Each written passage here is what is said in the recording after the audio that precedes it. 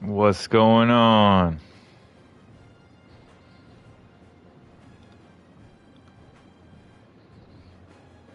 Welcome back to the live stream.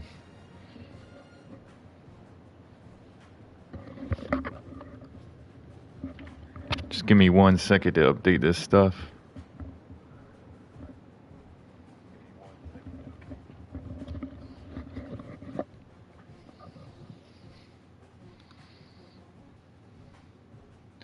Gotta update this stuff on YouTube real quick.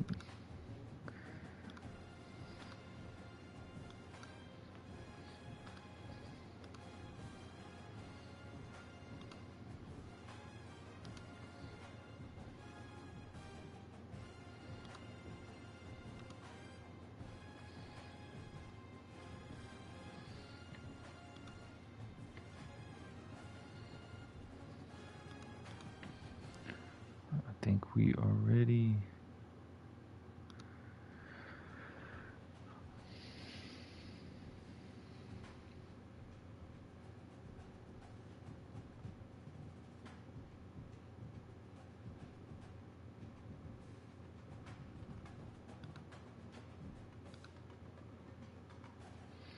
All right, welcome back to the live stream of the Florida State rebuild.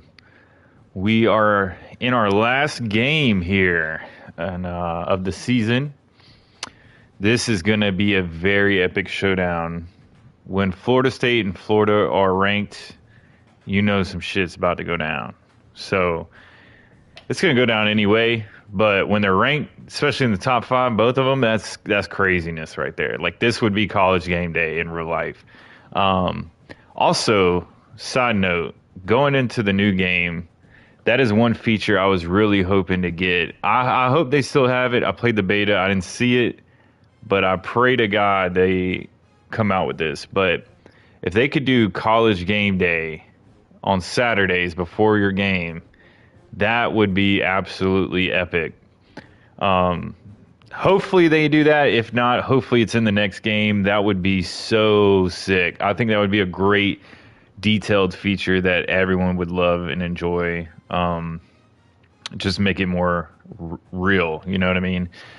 But going back to this game, I'm trying to crush this season and get it out the way. And to be honest, I'm probably not going to play this game until the new one comes out. We're like 2 weeks away, so I got to play this game, play the ACC game, ACC championship game, and then we're going to hopefully go to the playoff, and then hopefully I can knock those out, and then retire, and then pick it back up in the new game, and hopefully bring y'all some more content with that if y'all enjoy this. So I'm going to play the little AI story I have from last week's game against SMU, and then it's going to talk about this game. So I'm going to get that going, and as I'm playing it, I'll jump into the game. So hope you guys enjoy it. If you do, please shoot me a like, and here we go.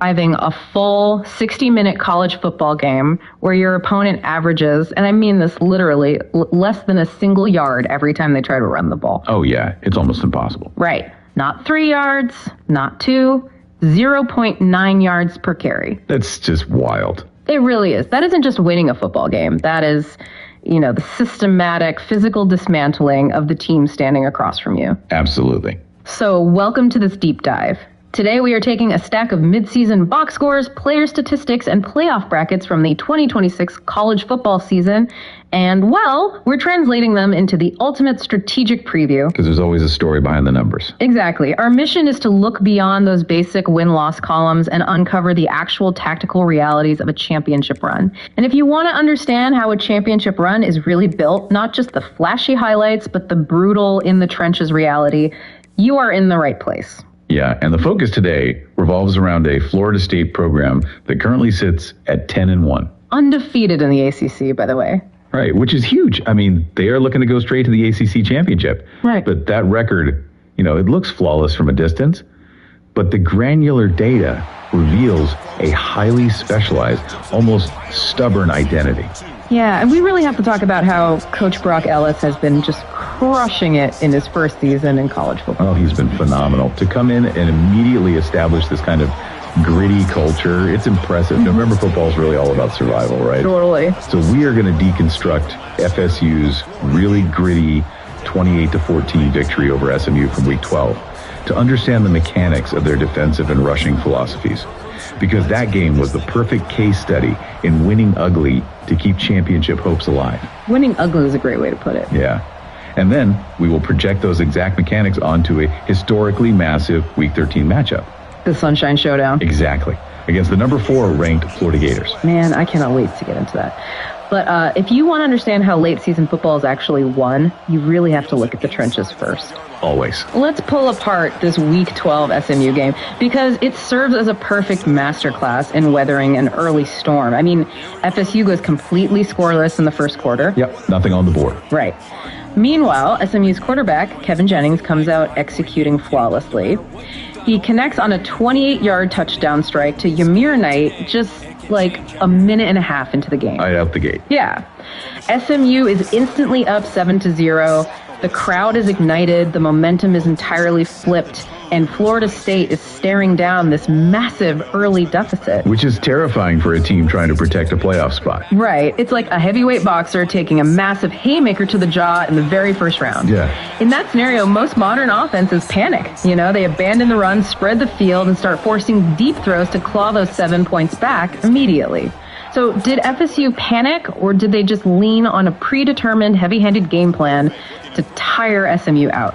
Well, what's fascinating here is that they did the exact opposite of panicking. Yeah. They leaned into a strategy of tactical constriction. Okay, break that down for me. So when an underdog strikes early, their defense usually feeds off that adrenaline, right?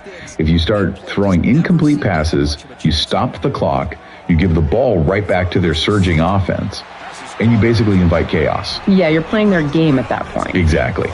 Florida State shut down the chaos by putting the football in a vault. The jarring statistical disparity in the running game illustrates a total hijacking of the game's tempo. The numbers are insane. They really are. FSU ran the ball 32 times for 173 yards. That's averaging a highly efficient 5.4 yards per carry. Wow. They weren't hunting for explosive 60-yard touchdowns. They were deliberately calling heavy run packages, pulling their guards, creating double teams at the point of attack, and just guaranteeing 4 to 6 yards on every single snap. Which brings to mind like a Brazilian jiu-jitsu body triangle. Oh, that's a good analogy. Right. It doesn't look like a spectacular highlight reel knockout punch. It is slow and methodical. By keeping the ball on the ground, FSU held a massive time of possession advantage, 11 minutes and 33 seconds. Compared to SMU's 8 minutes and 27 seconds. Just bleeding the clock. Yeah, they just wrapped themselves around SMU's defense and slowly restricted their oxygen, you know, forcing those defensive linemen to stay on the field, absorb block after block, and eventually tire out. And while FSU was hoarding the ball, their defense was orchestrating that 0.9 yards per carry nightmare I mentioned earlier. Which is just, it's unheard of. They held SMU to 16 total rushes for 14 microscopic yards. How does a defensive unit fundamentally break an opposing run game to that degree? Well, it requires complete gap discipline. And a defensive line that fundamentally alters the line of scrimmage before the running back even touches the ball. You don't hold a team to under yard per carry just by tackling well. You do it through interior penetration.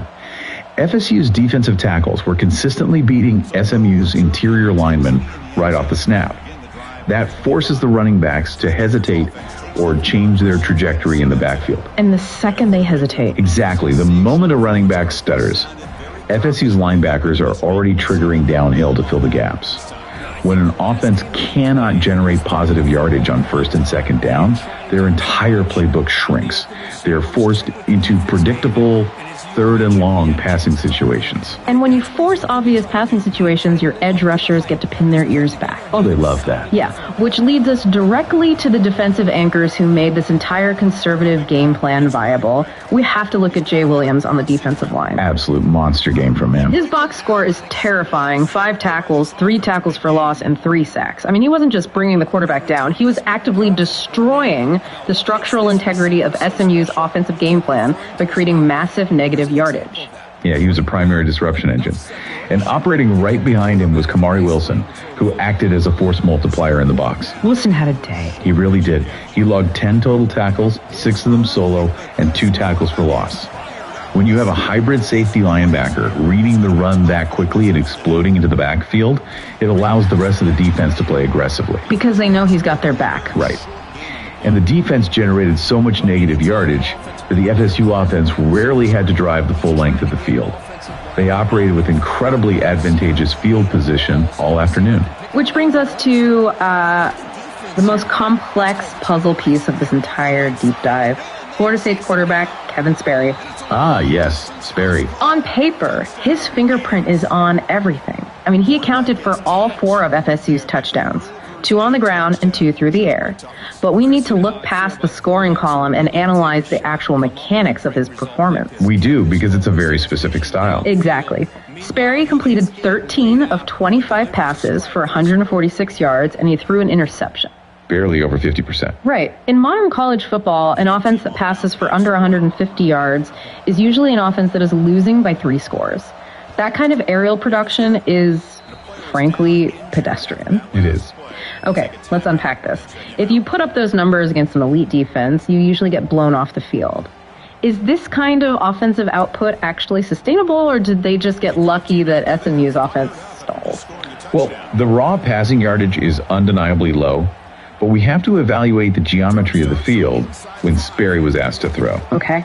FSU relied heavily on situational football, which operates as a psychological weapon just as much as a tactical one.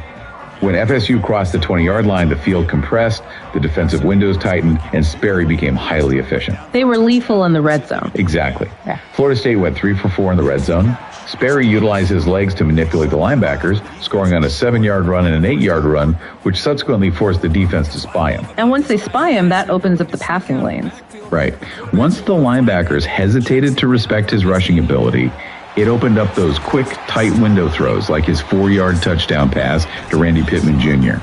They also dominated third downs, converting 30% compared to SMU's abysmal 20%. So the lack of passing volume was basically offset by high leverage execution. Precisely.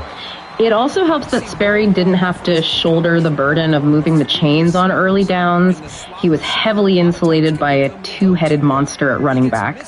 Branson Robinson carried the ball 11 times for 68 yards, averaging over 6 yards a touch and routinely breaking tackles at the second level. He's so physical. And then you rotate in Jay Haynes, who adds another 10 carries for 63 yards. They were constantly offering fresh legs. And when Sperry did put the ball in the air, his receivers maximized their limited targets. Right, because every target matters when you throw that rarely. Exactly. LaWayne McCoy only caught 2 passes, but one of them was a crucial 25-yard touchdown in the second quarter that completely shifted the momentum and just woke the offense up. That 25-yard strike to McCoy is the perfect example of why the heavy rushing attack is so valuable. When you run the ball 30 times, the opposing safeties instinctively start creeping closer to the line of scrimmage to help stop the bleeding. They have to, or they'll get run over all day. Exactly. So the moment those safeties bite on a play-action fake, massive voids open up in the intermediate and deep passing zones. FSU only needed 146 passing yards because the yards they did get were explosive and situational. Sperry functioned as a highly disciplined game manager who also served as the primary red zone weapon. Because Sperry was only completing half his passes, FSU couldn't really rely on a high-octane shootout. That forced their defense to play entirely without a net. Which is stressful, but they handled it. They did. And while they successfully suffocated SMU, that gritty, run-heavy, defensive-reliant identity is about to hit an absolute schematic wall. Oh, massive wall. FSU's conservative passing game is going to be tested against a roster designed to stop exactly that kind of offense. Let's pivot to Week 13, the Sunshine Showdown. Here we go. The game of 2026. Florida State against the Florida Gators. I mean, how insane is this rivalry going to be this year? It's going to be unbelievable. This matchup presents a fascinating stylistic clash. Both teams are in the top 5. Yeah, you have an FSU team sitting at 10-1 with a balanced 86 overall team rating. Right, an 86 offense and an 86 defense. They have proven they can win muddy trench warfare games. but they are walking into a hostile environment against a 9-2 Florida Gators team that possesses an incredibly imposing 87 overall rating, anchored by a terrifying 89 rated defense. And 89 defense is not just talented, it is structurally elite at every level. It really is. And to understand why that 89 rating is so legitimate, we have to look at the crucible the Gators have endured this season. I mean, Florida hasn't just played a schedule, they've been dragged through the fire. That's entirely accurate. Florida's combined opponent record is a staggering 71 wins and 51 losses. That's a brutal gauntlet. Right, a schedule with that kind of win percentage means Florida hasn't just been playing games. They have spent 11 weeks facing diverse, high-level offensive philosophies. They have played heavyweights and defeated really worthy opponents. A schedule like that hardens a defense. Florida has proven they can adapt to multiple game scripts. They took down a heavy-hitting Oklahoma team 35-25, demonstrating they can control a physical game. Yeah. They also went and survived an absolute shootout against South Carolina, winning 49-43, proving they can generate stops even when the game devolves into a track meet. But the true measure of this Florida team might actually be found in their 2 losses. I totally agree. Both of those losses were absolute wars against SEC Titans. Florida fell to Alabama by a mere 2 points, 35-23, and they lost a brutal physical matchup to Georgia, 34-25. Right. Going toe-to-toe with Alabama and Georgia means Florida's defensive front has already spent hours battling against basically NFL caliber offensive lines. If we connect this to the bigger picture, this is precisely why a battle-tested 9-2 Florida team with an elite defense might actually be mathematically scarier than an undefeated team that hasn't played anyone. Yeah, they've seen it all. They have. Florida's defensive line is accustomed to shedding blocks from massive athletic guards. Their linebackers are conditioned to track down elite running backs. FSU's offense, which relies entirely on leaning on the opponent until they break, is going to run headfirst into a defense that does not break. Florida's 89-rated defense has been trading blows with the best offenses in the country all year long. That structural reality elevates this conversation far beyond a bitter state rivalry. I mean, this isn't just about bragging rights anymore. No, not at all. We have to look at the national implications because the stakes attached to the specific game are astronomical. I'm pulling up the current 12-team 2026 college football playoff bracket right now. Both of these programs are sitting in golden territory. FSU is holding the number 3 seed. Yeah. And Florida, shockingly, despite those 2 losses to Alabama and Georgia, is sitting right at the number 4 seed. The playoff committee clearly respects the sheer brutality of Florida's schedule to rank a 2-loss team that high. And that placement at seeds 3 and 4 is the single most critical detail of this matchup. Definitely. Under the new 12-team playoff era, the top 4 seeds are awarded a first-round bye. Which is huge. That bye is arguably the most valuable commodity in modern college football. It represents an entire week of physical recovery, clearing concussion protocols, healing micro tears, resting battered joints. It also provides an extra 7 days for the coaching staff to conduct advanced film study. So here's where it gets really interesting, right? If both of these teams are currently locked into the top 4 with byes, what happens to the loser of this game? Well, that's the terrifying reality. The loser doesn't just lose bragging rights. They almost certainly fall out of the top 4. Yeah, they lose the bye week entirely. And without that week of rest, they are immediately thrust into a sudden death first-round playoff game against the elite powerhouses lurking just outside the top tier. Right, because looking at the teams waiting in the wings on this bracket, it's a murderer's row. You have a 10-1 Ohio State sitting at number 5. You have a 9-2 Georgia team at number 7. You have a 10-2 Miami team at number 8. Exactly.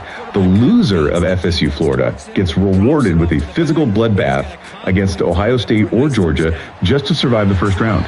While the loser is fighting for their life in the opening round, the teams at the very top of the bracket, number 1 Penn State at 10-1, and number 2 Texas Tech, sitting comfortably flawless at 12-0, they get to sit at home, resting their starters and watching their future opponents bruise each other. Such a huge contrast. For Florida State and Florida, Week 13 isn't a regular season finale.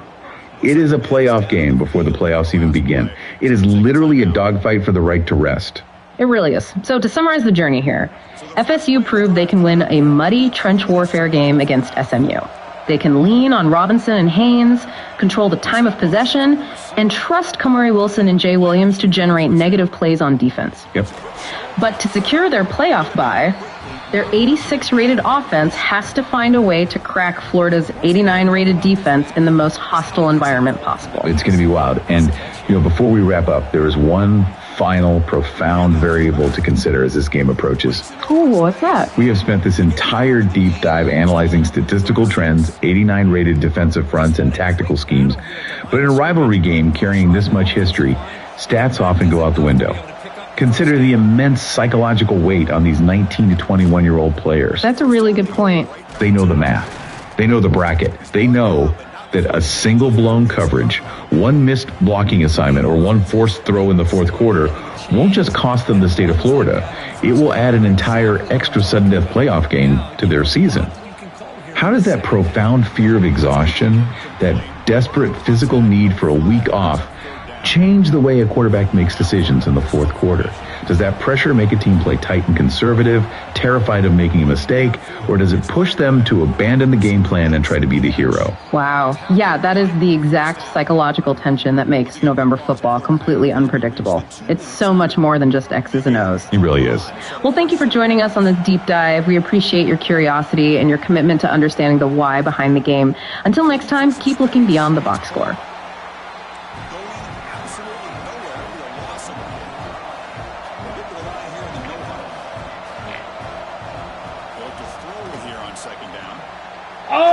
One-handed pick. There we go, baby. Oh, my God. That's what you like to see in a rivalry game, baby. Defensive lineman getting his paw on that football and bringing it in for an interception. What a play.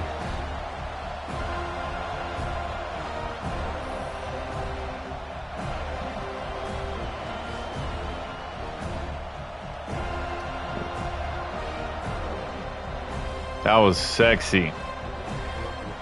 So the first play of the drive here coming up, less than 2 minutes left on the clock.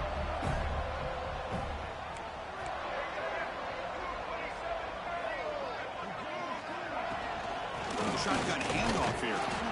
Try to run it up the middle, but get nothing.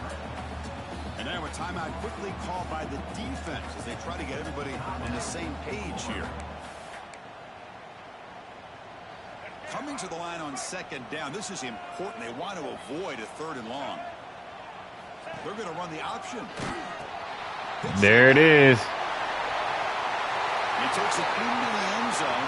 Let's check and see what that Better not be holding. Of course, bro. Of course. It's a nice touchdown negated by the penalty, and it'll back the offense up. Now it's second down here.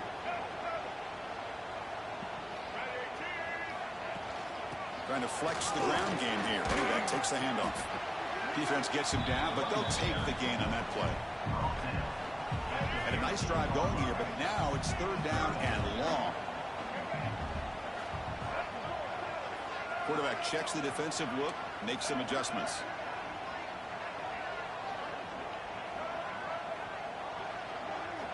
Dropping back, we're going to throw for the first down. Shit. Cannot escape. It's a sack. Oh, my God. Timeout here to make an adjustment on their side before this crucial play. So it looks like they'll bring the field goal unit onto the field.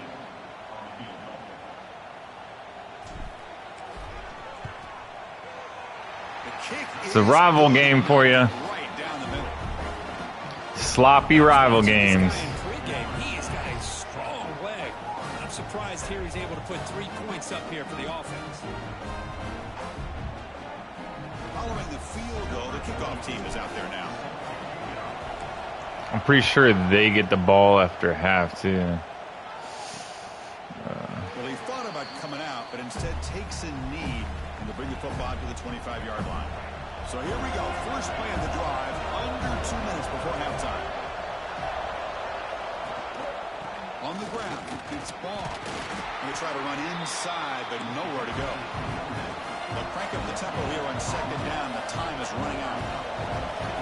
The throw, it's leg way. That's caught. Damn. Breaks free with room to run. And he runs out of bounds. That's a big gainer there. Fresh set of downs. It's 1st and 10.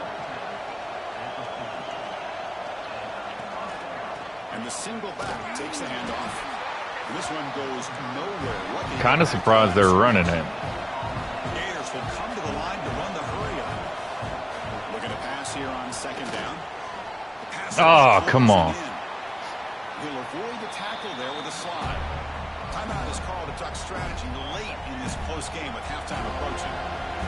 Third down play for this offense. Play action fake, looking to throw.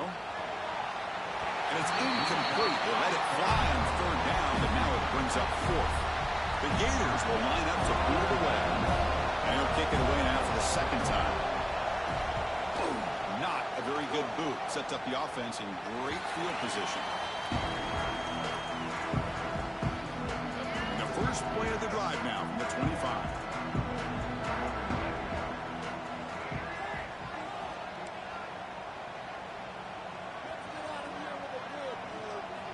Looking to throw it on first down. Moves out of the pocket. Quarterback looking to scramble. He'll avoid the big hit with the slide. The offense will take their first 10 out of the half to talk strategy here. Chris, watch him work through his progressions here. Finds the first and the second option aren't there. By the third option, he's got to pull it down and try to pick up some positive yards, of which he did. And then Damn it. Trap him for a sack. So a timeout is called. Man, I was trying to get a field goal at least.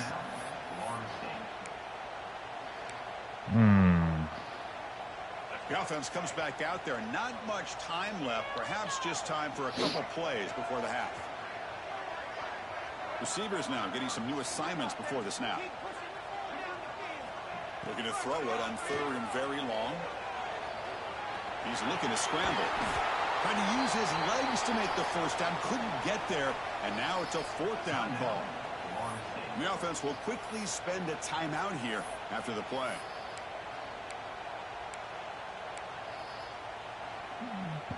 Looks like the final play of the half coming up.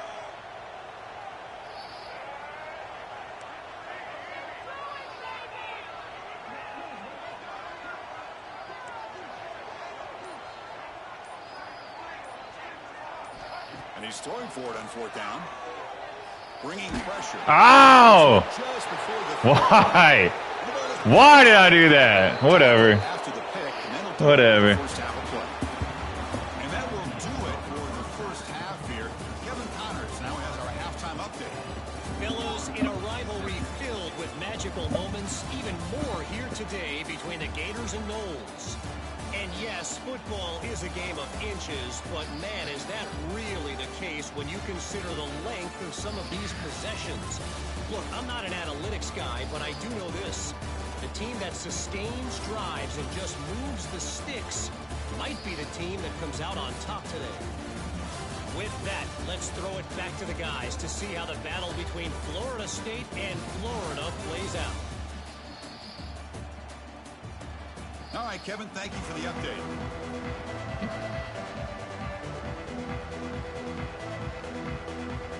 The Seminoles will kick this away to get the second half going.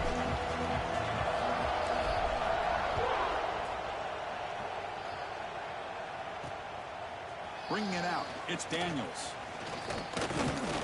Are you serious? Watch out, he's got great Oh speed. my God. Turns on the speed. Unbelievable. They catch him. Unfucking believable. They can't catch him. Touchdown. Chris, I love this. People looking around. I mean, they're still trying to get into their seats from halftime.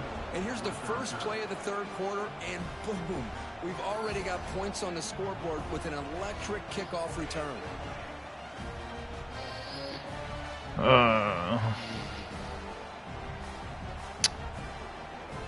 And they'll set up with a PAT.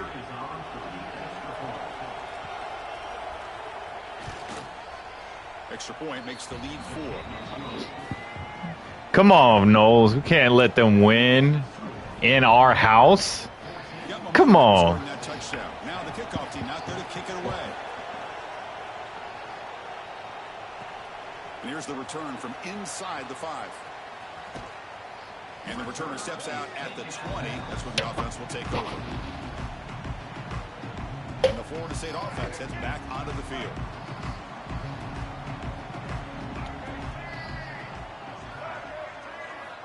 First play of the drive, they'll come out throwing.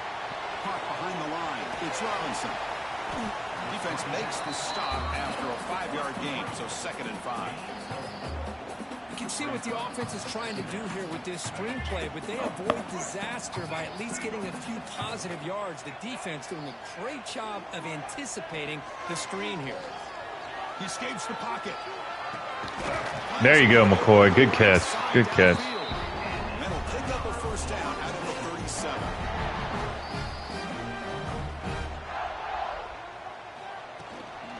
And the ball is handed off out of the shotgun. They tackle him at the 48, but it's enough for a new first down. Nothing better than an offense on first down to be able to pick up big positive yards like that. You can either keep giving it to the back, or it can set up play action and get the defense to come up to the line of scrimmage, and you can throw it over top of it. Slides to avoid the big hit. Chris, I love the patience here by the quarterback. He's waiting for something to happen downfield, but it's not there. Then you see the athletic ability to be able to pick up some good yards. Off the play fake, he'll look to throw it. On the move now. On the run here. Let's it go. Grab near the sticks. It's McCoy. And the Seminoles are moving quickly down the field. The intensity, Kirk, already evident this kind of rivalry game. Look, you played one of the biggest rivalries there is in Ohio State, Michigan. What was different about that? Yeah, I think the emotions are flying around early. I think the team that's able to get down and just kind of settle in and play football is a team that jumps out to an early advantage. I always talk to Nick Saban about it. He's been in so many big rivalries as a coach, and he says, hey, what am I supposed to do? Get them. Damn it, he was going to be wide open. Versus playing against a Mississippi State. No, we're going to be the same team every single time we go out. Kind of control those emotions is the team that's going to end up winning.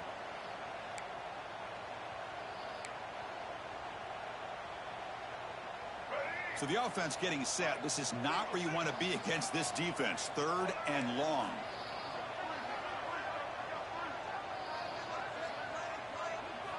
Dropping back. They're going to throw for the first down.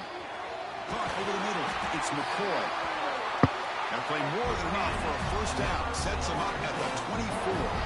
The Noles come up to the line to crank the tempo up here. First down, looking to throw the ball. Looking to scramble. Trying to create here on the How did you drop that, bro? Oh. Second down. This is the one thing I love God. about this running back is his ability to get involved in the pass game. Runs a great route, just doesn't come down with a catch. Shotgun formation. Here's an inside handoff. Breaks a tackle on the play and makes a decent gain. 3rd and short now in the 10th play of this drive. Looking to pick up the first down through the air. Damn it, man. Defense flies in. They make the tackle behind the line of scrimmage. Looks like a player is down injured at that last play. We'll take a timeout when they check it out. Coach elects to try for 3 points and sends out the field goal unit. He connected with his first attempt. This one is from 37 yards out. And it's good right down the middle. Had to take the points. Snap, the hold, the kick, everything there perfect to put 3 points up here for the offense.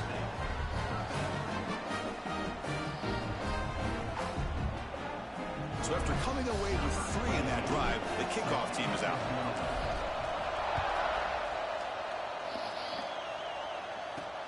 He's going to return it from near the goal line. And he stopped at the 19. Good job by the coverage team. The Gators offense retakes the field.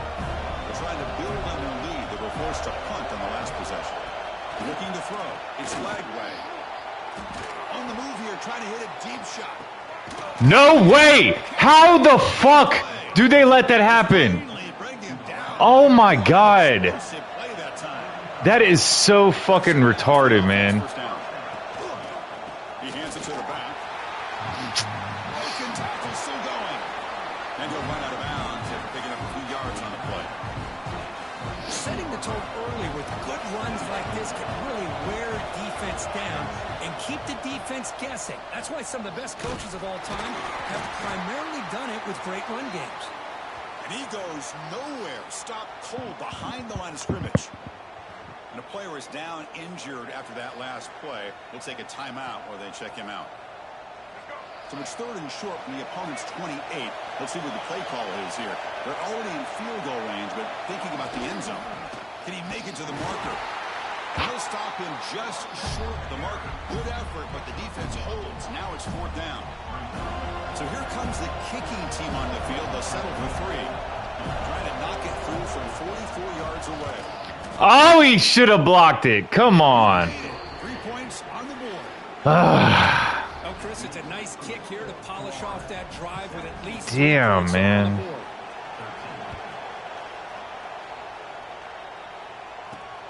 Turner looking to make a play here. Turner brought down. Sets up the next drive. And here comes the Florida State offense on the field. Here's the first play of the drive. They'll set up from the 13. Last possession produced a field goal. No doubt they're thinking touchdown this time. Moves out of the pocket. Dude, I've tried to throw the ball too. Inside the 10. Boy, how fortunate is the Florida defensive coordinator when you can rely on speed and quickness like this on the defensive line. No need to blitz. You don't have to bring those linebackers when you have the tradition and speed. Going for a big play downfield. How the fuck do you miss that, bro? Now it's 3rd down. Oh my God. Come up with the incompletion, but I like the idea of stretching the defense. It's unbelievable. Unbelievable. The intermediate passing game, even affect the running game by making those safeties aware that you're willing to take a shot downfield. The pass knocked down by the defense. Incomplete. Well, Chris, obviously they had to go through the air there to try to pick up this 3rd down and long, but when you're so far behind the chains, boy, you really allow this defense to dictate things, and it allows them to put pressure on your quarterback and can affect the timing, as we saw on this play. Quarterback changing the play now at the line.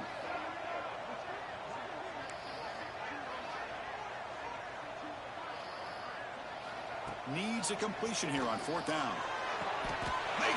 Thank you, Robinson. Thank you. But not before he picks up the 1st down. Nice game. Well, the defense is in the right coverage here. Looked like they had exactly what they wanted to be able to come up with a stop here on 4th down. But there's the timing between a quarterback and the receiver. They knew exactly where they needed to go. Great timing and a 1st down. Offense now behind the 6 on 2nd down. They need 12 after that 1st down loss. Quarterback wants to throw it on 2nd down. The sure hands. It's Robinson.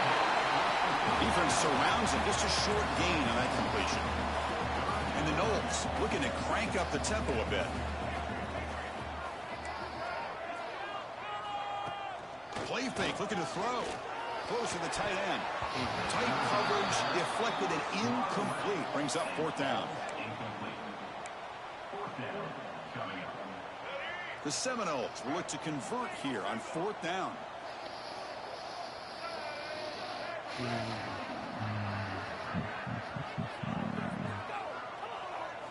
Fourth down. He's throwing for it.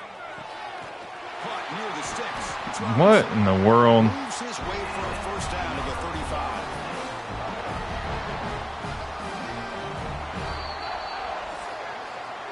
And as we take a break, take a quick look at how the national rankings stack up in the chase for those playoff positions.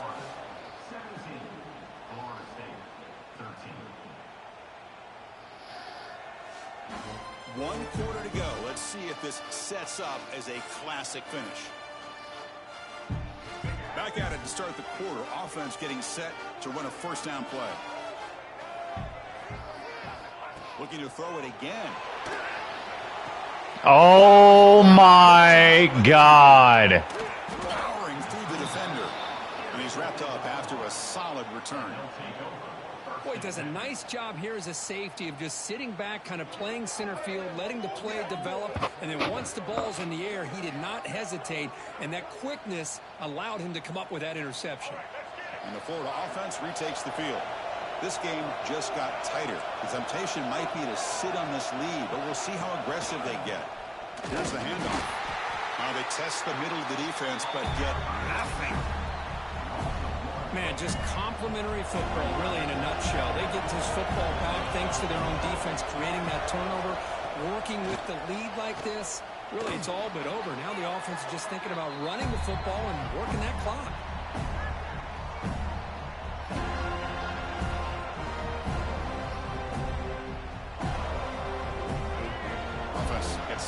It's third down. Dropping back. It's Lagway. Oh, he breaks free. He'll take a deep shot. No. That one falls incomplete. They tried to press it deep, but now it brings up fourth down. And the Gators bring their punt team onto the field.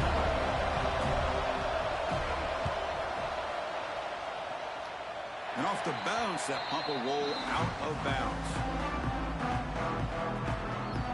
And the Seminoles offense comes back on the field. The last possession ended in an interception. Let's see if they continue to trust this quarterback in the passing game. Breaking tackles. Damn. Nice job here of controlling the line of scrimmage by this offensive line. The back does what he needs to do to get positive yards on first down. The game makes it second and medium.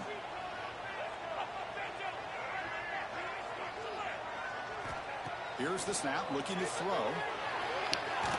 Caught quickly. Defense shoves him out of bounds. Not much of a gain there. Looks like a man is down on the field after the last play, so we'll take a timeout.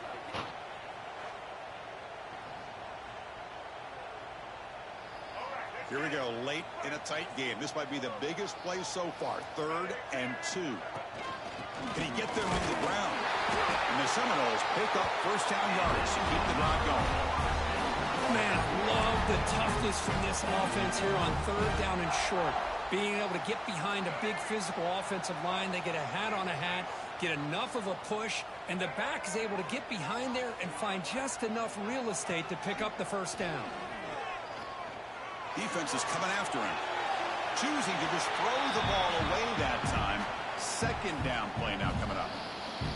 Man, the defense took everything away from him. What do you expect him to do?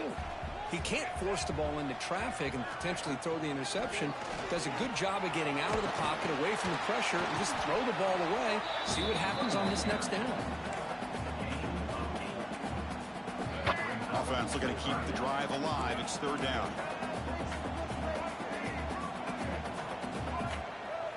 Quarterback adjusting now to the defense.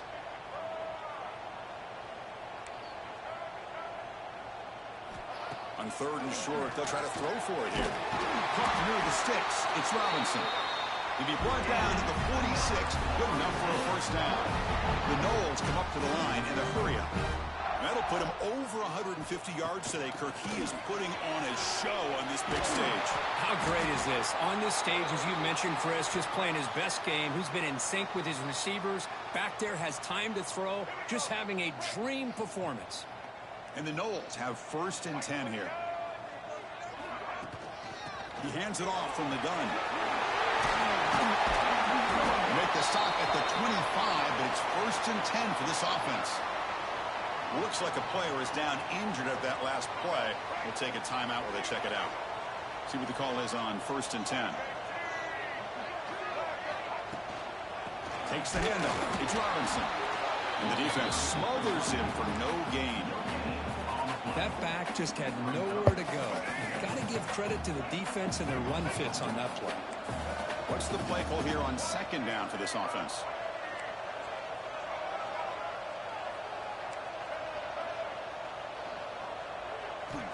Here's the snap. Looking to throw here. Quarterback finds a target on the right. It's complete. And he's out of bounds after gaining decent yardage. That's a much better job by this quarterback of working through his progressions. We've seen him earlier try to force some throws, trying to make a big play. This time, works through his progressions, checks it down to the flat, and picks up some positive yards. Trying to convert again on 3rd down. It's 3rd and 2. Dude, what the hell was that? Oh my God. Take a timeout while they check him out. He threw it late. What was that? So here we go. Down 1 score. They're going to go for it on 4th down.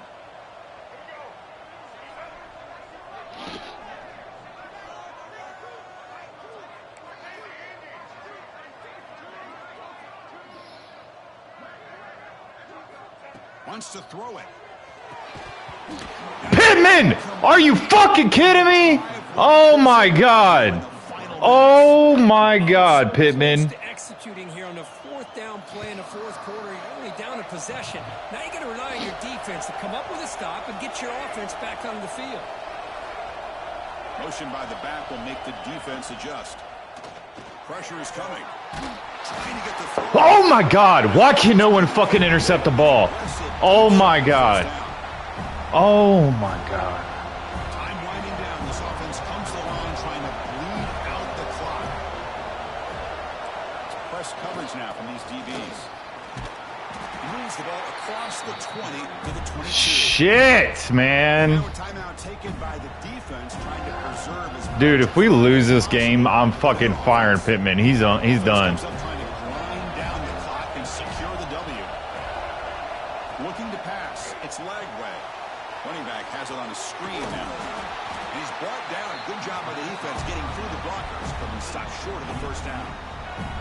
And now it's the defense that calls timeout here, trying to get organized and preserve as much clock as possible. The Gators will have to kick it away. This will be his 4th punt tonight. And here's the return. Oh, he's got a Let's go, let's go, let's go, let's go, let's go. And he's going to finally head out of bounds. You talk about flipping the field and setting up his offense in tremendous field position. And the Florida State offense heads back onto the field. So here we go. It could come down to this possession, Kirk. Sets up as a potential classic finish. Well, Chris, after everything that's gone on in this field in a rivalry game, if you're a quarterback, this is what you dream about. Having the ball in your hands with a chance to lead your team down and potentially win this game. Misses the receiver, incomplete. At this point in the game, obvious situations, you're going to throw the football. I like the call by the defensive coordinator. Went with dime. 6 defensive backs, get them as much speed on the field as you can. May have confused the quarterback there a little bit and led to that incompletion.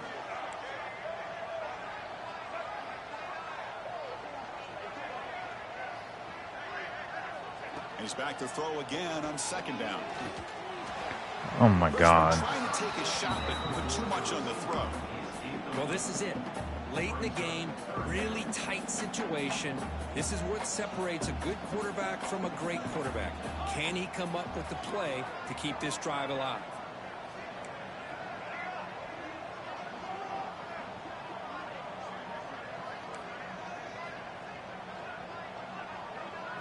Drops back, looking to throw for it on 3rd down. Makes the catch down. There it is, baby. With the backup quarterback in. There it is. Well, what an unbelievable job by this offense, Chris. They put themselves in a position to put a touchdown on. What a play. What a play. He thread the needle right there. Last couple minutes of the game. Woo. And it was McCoy. McCoy with the touchdown. Wow. What a play. PAT is important to make it a 3-point lead. Kick is up and good. They go up by 3 here in the 4th quarter. Can they hang on? So after putting up a touchdown, the kickoff team is out there to boot it away.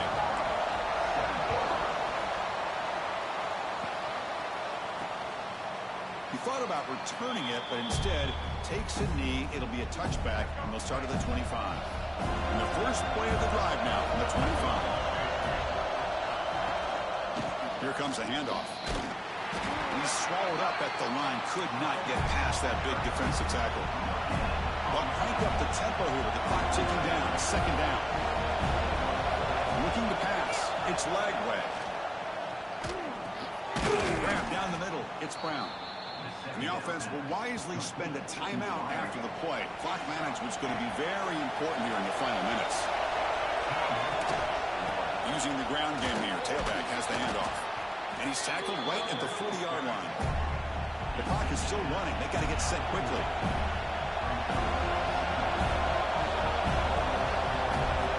Second down. We're going to throw it. Makes the catch downfield. He's brought down, but a solid gain moves the ball across midfield to the 41. And a quick timeout call by the offense after the play, trying to preserve as much clock as possible. The Gators begin a new series here, 1st and 10. Off the play fake, looking to throw. Not here. Are you fucking serious? Are you fucking serious? There is no way that is real. No way. Down to can their defense hold the lead with under a minute to go?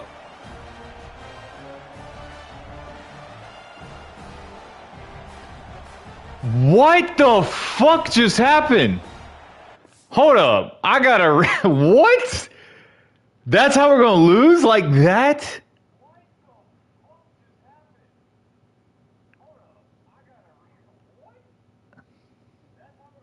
Bro, you got mossed the fuck out. Oh my god. How?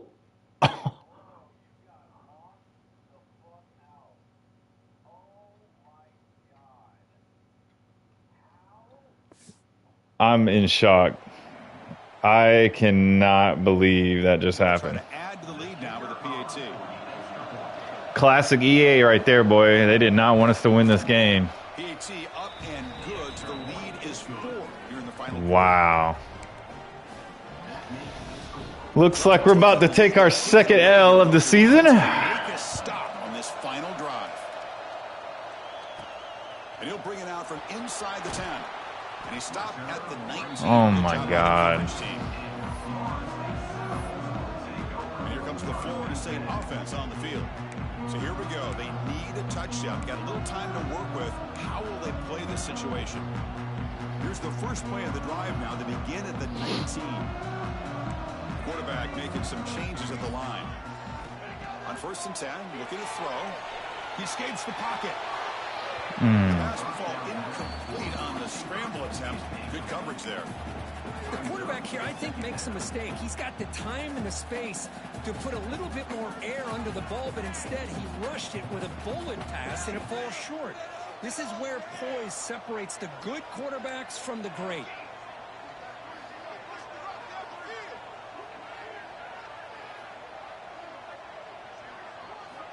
Quarterback looking to pass here on 2nd down. On the run here, lets it go. Dude. Oh, and he can't quite come up with it. That would have been huge. Brings up 3rd down. Hey, really good call here by the defensive coordinator working with the lead in the 4th quarter. Get 6 defensive backs with that dime look. Cover as much ground as you can and have as much speed as you can. I think the quarterback may have been confused there and just threw the ball away.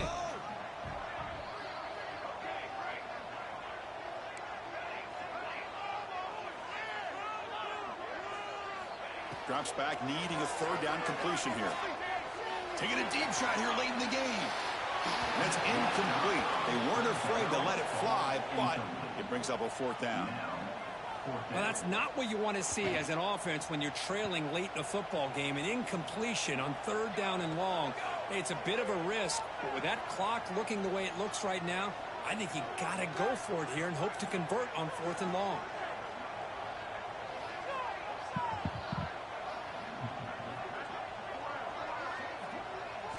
Trying for a 4th down completion. Looking deep for late game heroics. And it's picked off. That was a risky pass attempt, and he paid the price. And the defense is going to win this game, crushing any chance of a comeback. Now they could secure the W by just kneeling down.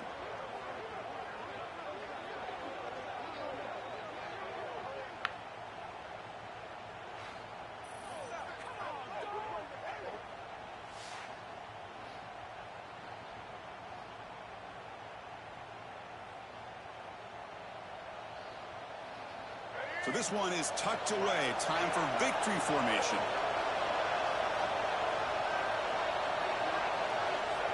Looks like the offense will just take a knee here. Unbelievable. This technically is an upset. Unbelievable. Good teams slug it out, and the team that came in lower ranked picks up the W. Well, I can't believe you said slug it out. That's a first from you, but I agree. 2 ranked teams going head-to-head. Really a fun game to watch. And now let's see how they respond after the results of this game. That can be very interesting to their season. And that's going to wrap it up. For Kirk Street, I'm Chris Fowler. This has been another presentation of EA Sports College Football.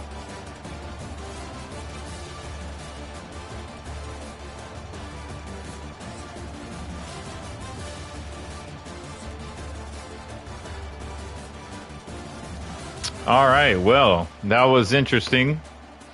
We definitely should have won that game, but it is what it is. EA did not want that to happen.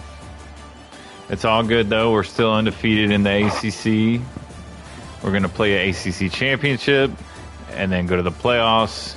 And then we're probably, hopefully, going to play Florida again in the playoff and whoop that ass for that rematch. But that was a very epic rivalry game.